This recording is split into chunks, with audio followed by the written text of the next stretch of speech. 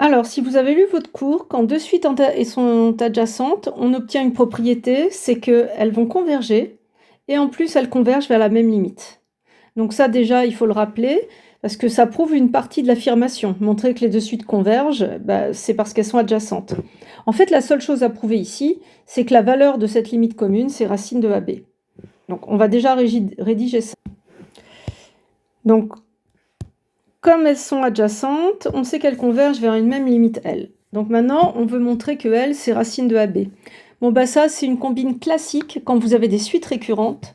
On essaye de faire des passages à la limite dans les diverses relations qu'on a obtenues, soit directement en lisant l'énoncé, soit au fur et à mesure de l'exercice.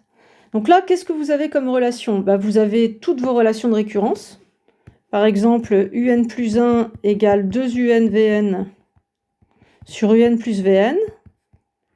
Si vous tentez un passage à la limite, vous obtiendrez L égale 2L carré sur 2L.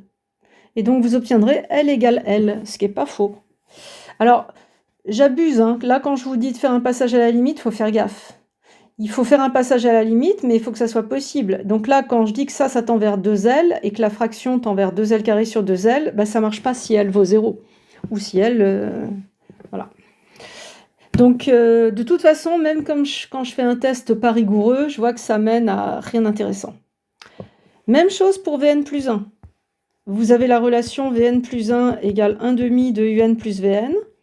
Si je tente un passage à la limite là-dedans, et là, il n'y a pas de problème de définition, j'aurai L ici, égale 1 demi de 2L, donc L égale L. Aucun intérêt. Donc ça, on oublie. Mais il ne faut pas oublier qu'on vous a fait montrer autre chose. On a vu que pour tout n appartenant à n, le produit un fois Vn, c'était AB. Donc, par passage à la limite dans cette relation,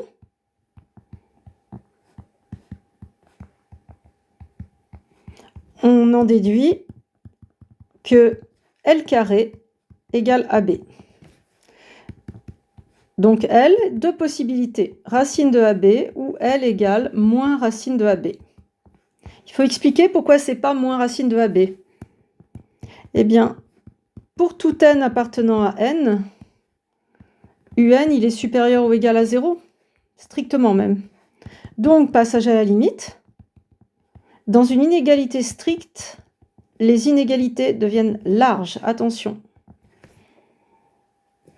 Faites bien gaffe à ça. Là, j'ai du strict et là, j'ai du large. Ainsi, L égale moins racine de AB exclu. Donc, L égale racine de AB. Ce qui termine votre exercice et ce qui nous a permis de réviser le passage à la limite, notamment dans les inégalités strictes. À bientôt, bon courage!